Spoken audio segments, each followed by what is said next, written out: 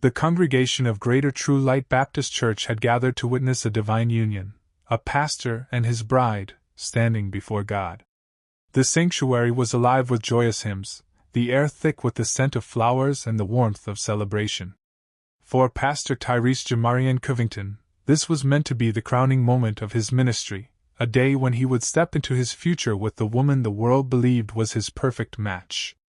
But hidden beneath his pristine white tuxedo and the polished words of his vows was a past riddled with secrets, deception, and betrayal.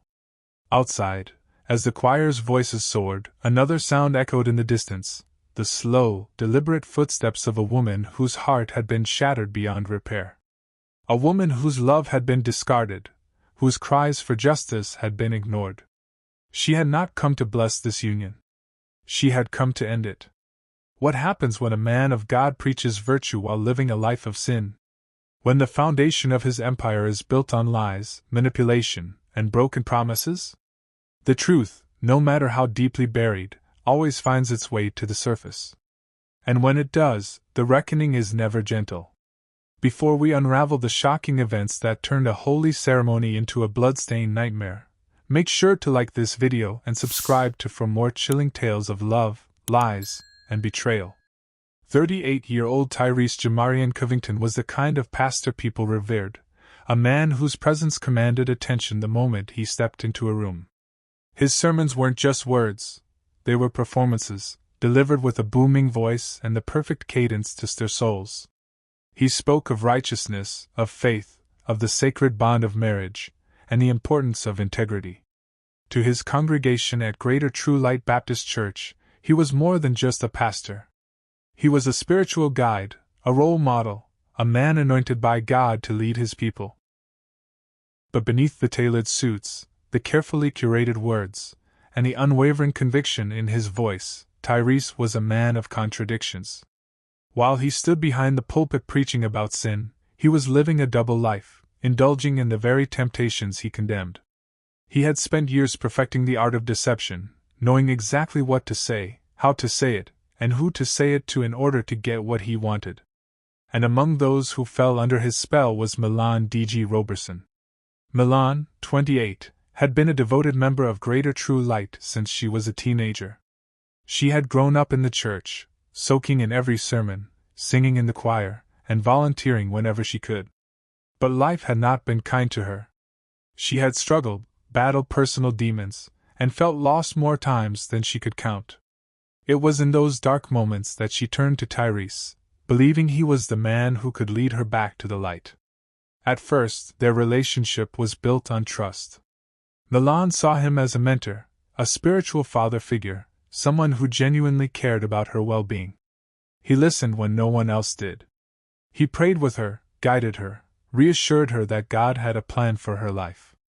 But somewhere along the way, those counseling sessions turned into something else. The lines blurred. The prayers turned into lingering touches, the guidance became something far more intimate. Tyrese had a way of making Milan feel special, like she was the only woman in the world who truly understood him. He told her things he claimed he couldn't tell anyone else, how the pressures of leading a congregation weighed on him, how lonely it was to be a man of God with no one to confide in. He painted a picture of a man burdened by responsibility, desperate for someone to see him, to love him for who he really was. And Milan believed him. She believed him when he whispered that she was different from all the others. That their love was real, even if it had to remain in the shadows for now. He promised her a future, marriage, a home, a family. He told her to be patient, that one day, when the timing was right, they would be together in the open. And Milan, blinded by love and devotion, held on to those promises with all her heart.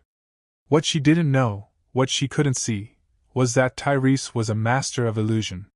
While he made her feel like she was his world, she was nothing more than another secret, another conquest, another name on a long list of women who had fallen for his charm. Tyrese Jamarian Covington had always known how to get what he wanted. He could mold himself into whatever image best suited his ambitions. To his congregation, he was the anointed man of God. To Milan, he was a lover and protector. But when he met Sanaya Rochelle at a church convention, everything changed. Sanaya, 29, wasn't just beautiful, she was powerful. She came from a family that commanded respect, a lineage of pastors, politicians, and business moguls. Her father was a well-connected bishop, her mother a philanthropist with deep ties to influential circles. To marry Sanaya wasn't just about love, it was about legacy. She represented status, stability, and financial security. She was the kind of woman who could elevate Tyrese from a respected pastor to a national religious figure. With her by his side, doors would open that he never could have imagined. And just like that, Milan became a distant memory. At first, she didn't notice the change. Tyrese had always been busy, his schedule packed with meetings, events, and counseling sessions. But then the excuses became more frequent. The phone calls went unanswered. The texts grew cold and mechanical. The man who had once whispered sweet promises in the dark now treated her like an afterthought. There were no more stolen moments, no more professions of love. He had disappeared from her life without a word, as if she had never mattered at all. Milan tried to rationalize it. Maybe he was just overwhelmed. Maybe he needed space. But deep down, she felt something shift, a silent dread growing in the pit of her stomach. Then came the moment that shattered everything. One Sunday morning, she sat in the pews of Greater True Light, listening as the church secretary made the weekly announcements. And then she heard it. "Let us rejoice as we celebrate the upcoming nuptials of our beloved Pastor Tyrese Covington and Sister Sanaya Rochelle." Her body went numb. The world around her blurred, voices blending into a dull hum. She could hear the congregation erupt in applause, women gasping in excitement, men nodding in approval. But all she could focus on was the pounding of her heart, the sickening realization that the man she had given everything to had moved on without a second thought. He had never ended things with her. Never sat her down and told her the truth. Instead, he had left her in limbo, allowing her to believe in a future that had never existed. And now, he was parading his new fiancée in front of the entire church, as if Milan had never been a part of his life. The betrayal was unbearable. But just when she thought the pain couldn't get any worse, another truth emerged, one that would change everything. Milan was pregnant. She stared at the test in disbelief, her hands trembling as she held it. A part of her had wanted to be wrong, to dismiss the nausea, the exhaustion, the changes in her body as something else. But there it was, undeniable proof that she was carrying Tyrese's child. A whirlwind of emotions crashed over her. Fear. Confusion. Hope. Maybe this was a sign. Maybe Tyrese would realize what he had done and come back to her. Maybe, despite everything, he would do the right thing. She gathered every ounce of courage and went to see him, determined to tell him the truth. But the man she faced that day was not the same one who had once held her in his arms. He was colder now, detached, his eyes filled with impatience rather than concern. And when she finally said the words, "I'm pregnant," he didn't react with shock, or joy, or even anger. He just sighed. A long, weary sigh, as if she were nothing more than a problem that needed to be handled. He didn't ask if she was okay. He didn't ask about the baby. Instead, he made himself very clear, he wanted nothing to do with it. He distanced himself even further, ignoring her calls, refusing to see her. And then, the final insult, he didn't even have the decency to speak to her himself. Instead, he sent 2 of his deacons to her apartment, men she had known for years, men who had once treated her like family. They handed her an envelope filled with cash, their expressions blank, their words rehearsed. "Pastor Covington wanted to make sure you were taken care of. This should help with any expenses." The humiliation was suffocating. He had reduced her to nothing more than an inconvenience, a loose end that needed to be tied up with money. All those nights he had held her, whispered his devotion, promised her forever, it had all been a lie. And now, he was offering her hush money to disappear from his life for good. But what Tyrese didn't realize was that Milan wasn't the same woman he had manipulated all those years. She had believed in his love, trusted in his promises, but now? Now she saw him for what he truly was. A fraud. A coward. A man who would do anything to protect his image, even if it meant abandoning the child they had created together. And while he continued planning his perfect wedding, basking in the glory of his congregation's adoration, Milan was left with nothing but rage. Love had turned to betrayal. Betrayal had turned to devastation. And devastation? That had turned into something else entirely. Something dangerous. Then came the wedding. The wedding was nothing short of perfection. The sanctuary of Greater True Light Baptist Church was bathed in golden light, the air thick with the scent of fresh lilies and the sound of jubilant hymns. Family, friends, and devoted church members filled every pew, their eyes gleaming with admiration as Pastor Tyrese Covington stood at the altar, dressed in an immaculate white suit, his bride Sanaya beside him, radiant in silk and lace. This was the moment he had dreamed of, the pinnacle of his carefully crafted life. He had the perfect woman, the perfect future, and the unwavering adoration of his congregation. His sins had been neatly buried, his past mistakes swept under the plush red carpet leading to the altar. Today was about new beginnings, about stepping into a future untouched by the ghosts of his past. But ghosts don't stay buried for long. The moment the church doors burst open, the joyous music came to a screeching halt. Conversations died mid-sentence. The choir fell silent. Every head turned toward the entrance, and the room seemed to shrink in an instant. And there she was. Milan Dejaé Roberson. 7 months pregnant. Eyes filled with fire and heartbreak. The moment their eyes met, a hush fell over the sanctuary. Tyrese's face drained of all color as he instinctively stepped back, clutching Sanaya's hand. Milan, a storm brewing for years, was finally about to break. Whispers rippled through the crowd. Church mothers clutched their pearls. Deacons exchanged uneasy glances.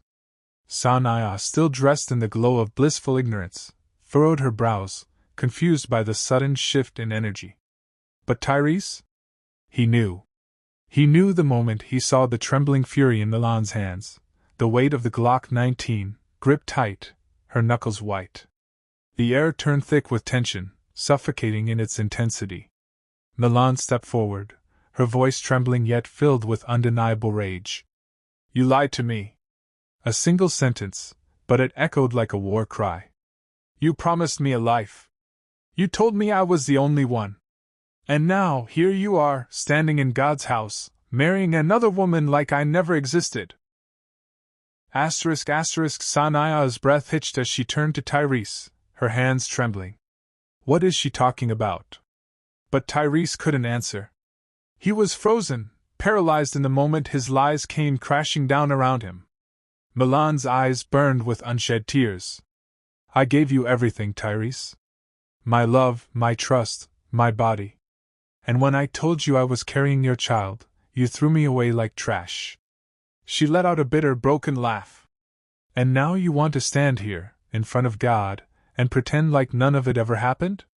The murmurs turned into gasps. The congregation sat in stunned silence, watching the carefully constructed image of their beloved pastor unravel before them. Sanaya took a slow step back, realization dawning on her face. "Tell me it's not true," she whispered. "What is she talking about?" But Milan didn't wait for an answer. Her hands trembled as she lifted the gun, the weight of her betrayal fueling the rage coursing through her veins. "I begged you to do right by me," she whispered. "I begged you to take care of this baby. And what did you do? You blocked my number, ignored my calls, sent your little deacons to throw money at me like I was some common whore.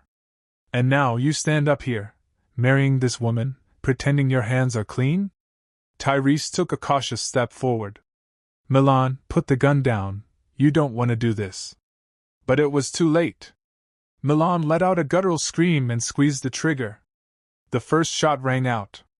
A deafening explosion of sound shattered the sanctuary's stillness. Tyrese jerked back, a red bloom spreading across his pristine white suit. He staggered, a choked gasp escaping his lips as he clutched his chest. Before anyone could react, a second shot followed. This time, it struck his abdomen, knocking the breath from his lungs as he crumpled to the ground. Screams erupted. Chaos consumed the church. Congregants dove behind pews, some praying, others crying, none believing what they had just witnessed. Sanaya's veil slipped from her head as she dropped to her knees beside Tyrese, her hands shaking as she tried to press against the bleeding wounds. "Somebody call 911!" a voice shrieked.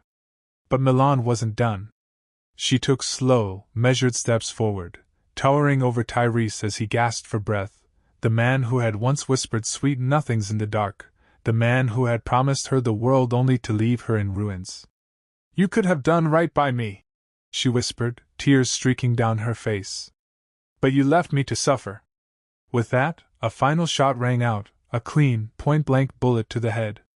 Tyrese Covington's reign ended right there, at the altar where he had planned to start his new life. His blood pooled beneath him, soaking into the sacred ground of the church where he had once preached about righteousness. Screams filled the sanctuary, echoing off the high ceilings as the reality of what had just happened settled over the congregation like a suffocating fog. Some fell to their knees, sobbing and praying, as if divine intervention could turn back time. Others scrambled toward the exits, desperate to escape the nightmare unfolding before them. The once holy house of worship had transformed into a scene of horror, one that would never be forgotten.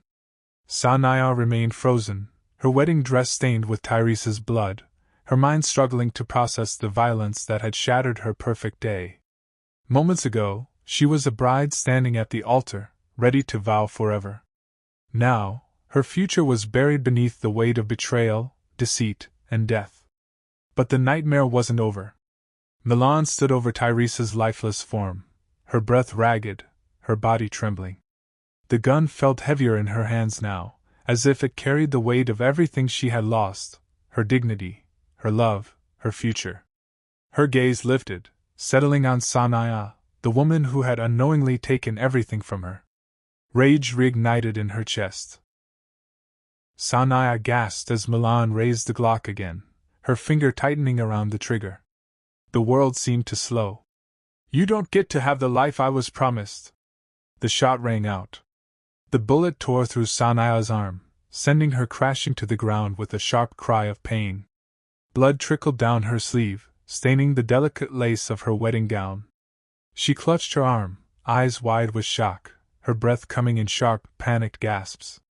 The pain was excruciating, but unconsciousness took her before she could fully register what had happened. Milan stared at her, chest rising and falling with unsteady breaths. But something inside her shifted.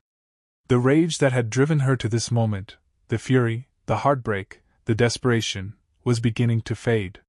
The sirens were getting closer.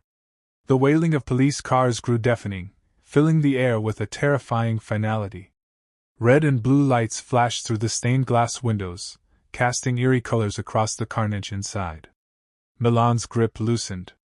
The gun slipped from her fingers, clattering to the ground. Her knees buckled, and she sank onto the blood-stained floor, her body trembling, her mind numb. The church doors burst open. Officers stormed in, weapons drawn, voices shouting commands. "Put your hands where we can see them! Get on the ground!" But Milan didn't resist. She lifted her hands slowly, her energy drained, her spirit broken. Cold steel cuffs snapped around her wrists, locking her fate into place. As they pulled her to her feet, she didn't fight. She didn't cry. She simply closed her eyes. Behind her, the congregation wept. Sanaya sobbed in pain. And Tyrese Covington, the man who once stood as a pillar of faith, lay motionless, his blood marking the end of his deception. Milan had come for justice. Now, all she had left was the consequences. The courtroom buzzed with tension, packed wall to wall with reporters, church members, and onlookers eager to witness the trial of Milan Dejaé Roberson. The once devoted parishioner, now a convicted killer, sat motionless at the defense table, her hands folded in her lap, her face unreadable. The weight of her crime loomed over the proceedings like a dark cloud, but the battle for justice, or mercy, had only just begun. Milan's defense team wasted no time shaping their argument. They painted her not as a cold-blooded murderer but as a broken woman, manipulated and discarded by a man who had wielded his spiritual authority like a weapon. They spoke of her youth, her vulnerability, and the false promises that had bound her to a man who preached righteousness but lived in sin. Tyrese Covington was not the man he claimed to be, her attorney declared, pacing before the jury. He took advantage of Milan in the name of counseling. He groomed her, used her, and when she became inconvenient, he threw her away. The defense leaned into the details: how Tyrese had promised marriage, how he had sworn she was his one true love, how he had turned his back on her the moment he found someone with money, power, and influence.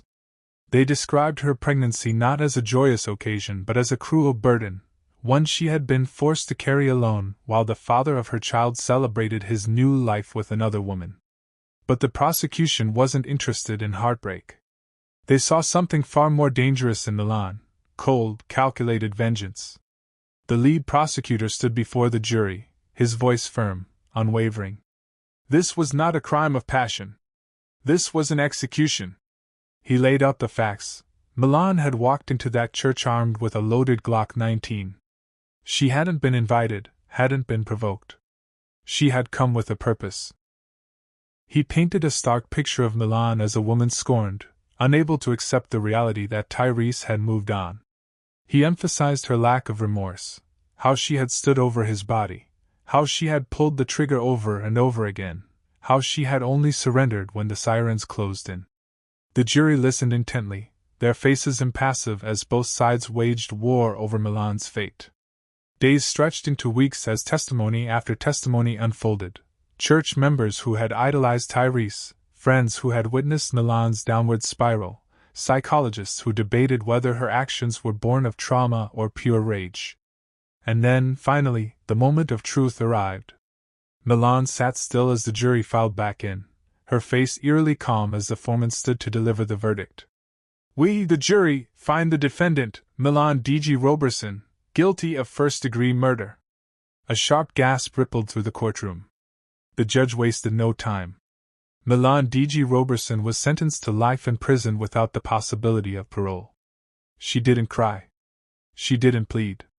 As the bailiff led her away, she cast one final glance toward the gallery, where Sanaya sat with her arm in a sling, her once bright future dimmed by the tragedy that unfolded at the altar. This wasn't the ending Milan had dreamed of. But it was the one she had chosen. Greater True Light Baptist Church was never the same. Once a thriving congregation that hung on Pastor Tyrese Jamarian Covington's every word, it had become a ghost of its former self. His murder had done more than just end a life. It had shattered the foundation of faith for those who had trusted him. As his double life came to light, so did the whispers of doubt. How had they not seen the signs? How had they followed a man who preached virtue while indulging in sin? Attendance plummeted, donations dried up, and within months, the church that Tyrese built was nothing more than an empty shell. Sanaya Rochelle was left to pick up the pieces of a life that no longer made sense. She had come to that church expecting a future filled with love and stability, only to be left humiliated before God and man. The weight of the scandal was unbearable. She couldn't escape the headlines, the judgmental stares, or the shame that followed her every step. So, she did the only thing she could: she left. Disappearing from the public eye, Sanaya erased herself from the world that had once celebrated her. No one knew where she went, and no one dared to ask. And then, there was Milan. Inside a cold prison cell, she brought a child into the world, a son who would never know the man she had loved, the man she had killed. As she cradled him in her arms, she wasn't thinking about vengeance or betrayal. Only regret. There was no undoing what had been done. No rewinding time. All she could do now was live with the consequences of a love story that had turned into a tragedy. This tragic story serves as a haunting reminder of how deception, power, and betrayal can spiral into devastating consequences. Tyrese Jamarian Covington stood at the pulpit, preaching righteousness while living in sin. He built his legacy on lies, manipulating those who trusted him the most. And in the end, those very lies cost him his life. But was Milan truly a cold-blooded murderer, or was she a victim of manipulation, discarded and pushed beyond her breaking point. Could her rage have been prevented if Tyrese had simply told the truth from the start? Or was this tragedy inevitable the moment he chose deception over honesty? Let us know your thoughts in the comments below. And if this story shocked you, don't forget to like this video and subscribe, where we uncover the darkest intersections of love, lies, and betrayal.